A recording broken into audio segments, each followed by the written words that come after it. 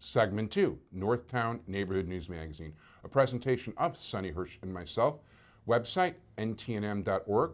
You will find an alphabetical listing of every single guest that's ever been on the show. And you'll be able to look it up and get a direct access to when they've been on and be able to go to YouTube and check them out from there.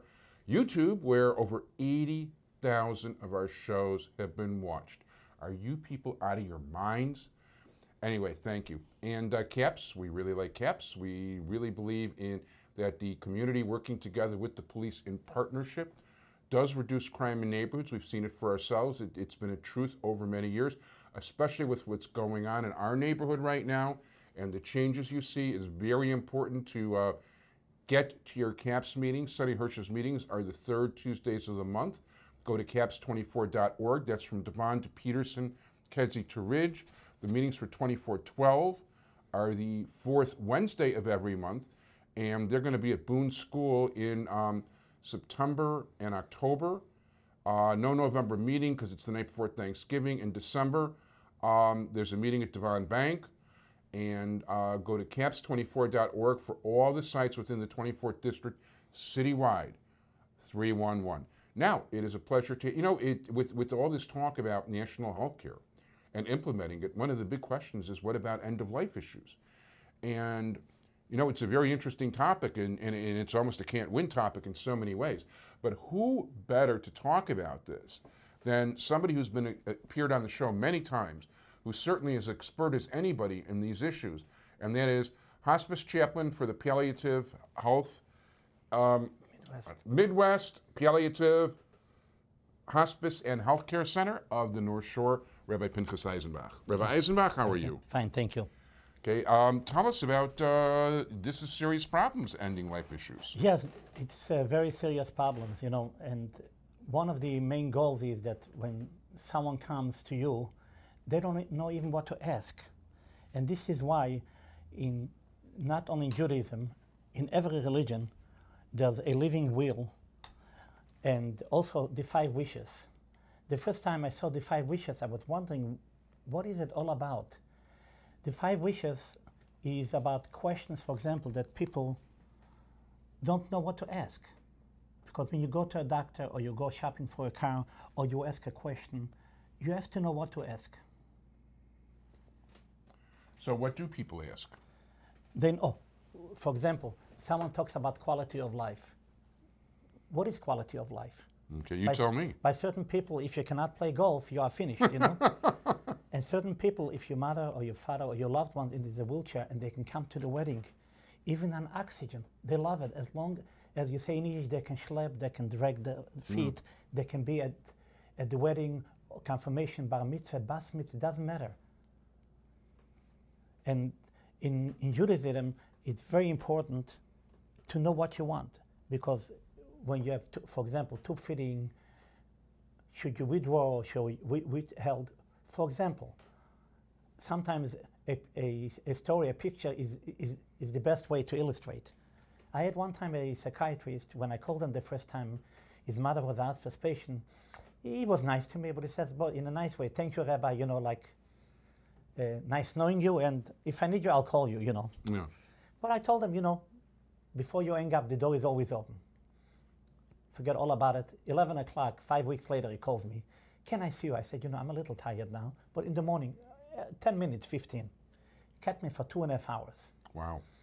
His question was, I'm a doctor. I don't know my mother's wishes. I wish she would have told me what she wanted. Now the doctor tells me one thing, maybe we should discontinue the tube feeding, and the other doctor says, maybe not. I really don't know. So I asked him, tell me the truth. Put religion in the side. You are going to do what you want anyway.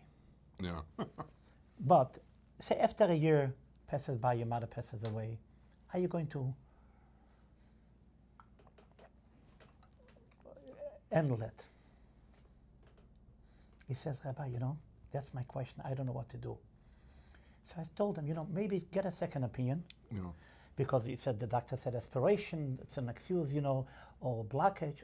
I say, look, I'm not a doctor, but I think we need another opinion. And let's talk to the doctor and the nurse. We got the other doctor, and he says, let's try to lower the amount. Give him a little less, and I think he'll make it. The other doctor told him he has only 3-4 weeks. Forget about the wedding in 2 months. She'll never make it. Behold, she came to the wedding with oxygen, and everyone looks, with the wheelchair. Under the chuppah, she says to the son, "My beloved son, it's worth $1 million. It's worth $1 million. Now I can die." She died exactly a week later, after the Sheva Boches, after all the ceremonies. Yeah. And then I get a telephone call, 1 o'clock at night. He says, "Rabbi, I hope I didn't wake you up, but I want to tell you, if anything happens to my mother, I'm with peace." It's very important to know, for example, a living will. What do I do? Like certain people have a DNR, which means do not resuscitate, and there's no DNR. A DNR is a special page where No, it's a document, basically. Basically the doctor signs, that if, God forbid, if anything happens, we don't take the person to the hospital. Yeah. Or if not, we have to take the patient to the hospital, So one person says, we believe in quality, we have to do everything. What do you do then? So I do not want to tell them, just sign and do it. I want the person to be comfortable, because he has to live with it, not me. Because I can go home and sleep, and this guy is going to say, vacillate, did I do right or did I do wrong? Yeah. And the reason I mentioned, I'll never forget, 2 years ago, in the middle of the synagogue, it's not enough I come a little late on Friday because everything happens on Friday. Yeah. I get a real religious person, and a doctor comes with his other brother was a lawyer, came with a cigar from Havana, in the synagogue on Friday night, and the rabbi looks at me, what are they doing here? So I went out, and they're fighting. Well, my father said that I want to live like a human being, to a bench, but he didn't say anything more than that. Yeah. Now he's in the hospital, and should we put a ventilator on? Should we give heroic measures? What should we do, So the lawyer said, I don't think my pa wanted to linger so much. Yeah. So just to leave it to God, Yeah. And the other brother said, no, we put a ventilator, we put all heroic measures, whatever is necessary. So I told him, listen, it's now Saturday, I'll tell you what. You are mad, he's mad, I'm not going to fight now. Sunday morning, you think he'll be alive? He said the doctor gave him 3-4 days. Let's wait 3-4 days. Yeah. Sunday morning, we'll have a meeting together. But remember, if he has his will in Yiddish or in English or someplace else in the house, look in the drawers, look under the mattress, the old-fashioned people, or look in the book, sometimes they hide, or look in the freezer. They looked at me, I came from Jupiter, what do I know? Yeah. Saturday night, he called me at 1 o'clock at night, Rabbi, we have something in Yiddish, I cannot translate it. I said, yeah. What happened was the guy was from old-fashioned, and he had an old freezer which was not defrosted, and he left it open, Yeah. and all the water came down. Since he didn't trust anyone, he made a new key, and the owner called up the children and said, look, there's water coming, what's going on? I have to check. Yeah. So they looked in the freezer, and they saw a jar with paper in there in the freezer. They said, well, the rabbi said maybe he has some sense, common sense. He said, ich will sich nicht mutschen, crying, which means I don't want to linger, I don't want to suffer in case I'm sick. And that's my wishes. So when I read it to them, they said, I wish you made a living will. And in the Judaism, we have the halachic living will, which is the RCA one. We have also a regular living will, and the living will does not have to be exactly what's written, nothing is engraved in gold. Yeah. The living will, you can alter, you can change, you can put in. For example, if someone says, I want all measures taken, all medication, all antibiotics, but I don't want a ventilator. Or, I want a ventilator on condition I can be weaned off. Yeah. So it's not so simple. Or for example, if I die, I want this and this one to take my casket. Yeah. Because you never know, because the children might take someone who's not your friend, Right.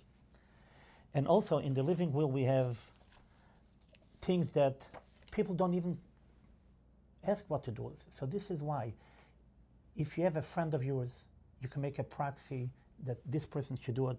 He should be your advocate, that in case I cannot make decisions, I have someone else to do it for me. But the person has to know your wishes.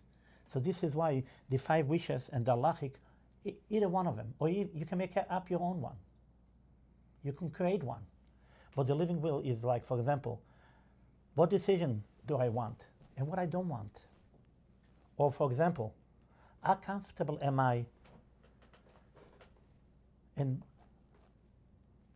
how do I want to die? I want to die with dignity. Yeah, we're going to have to wrap it up at this point. Right. So the idea is that when you do a living will, the 5 wishes, the Jewish law, whatever you have, you can put in things that you want.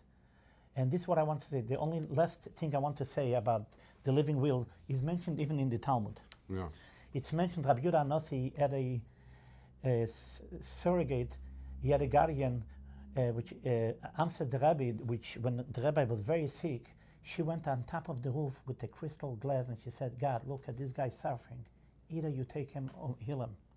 And when she broke the glass and all his students were praying left and he died later, which shows sometimes the same way you pray for someone to be healthy, you can always pray for someone to die because we want to die in dignity. And that's very important when you come to a person. At this point, we're really out of time. Right? Thank you so much. If people want to call, the number is 847-467-7423. Thank you very much, Rabbi Pinchas Eisenbach. Thank you, Sonny. Bye-bye, everybody.